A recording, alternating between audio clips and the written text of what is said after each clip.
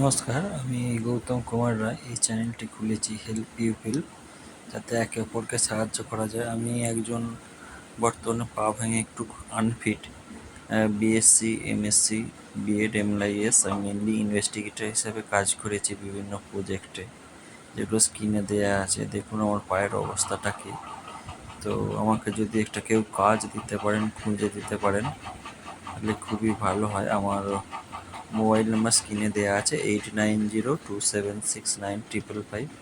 তো এখানে যেটা দেখতে পাচ্ছেন আমি হাঁটছি, এটা একদম প্রথমের অবস্থাটা জুন মাসের, মে নয়, এটা এই জুন জুলাই মাসে করে। তো এখন আমি আরও ইমপ্রুভ করেছি, এখন মোটামুটি ভালোই হাঁটতে পারি।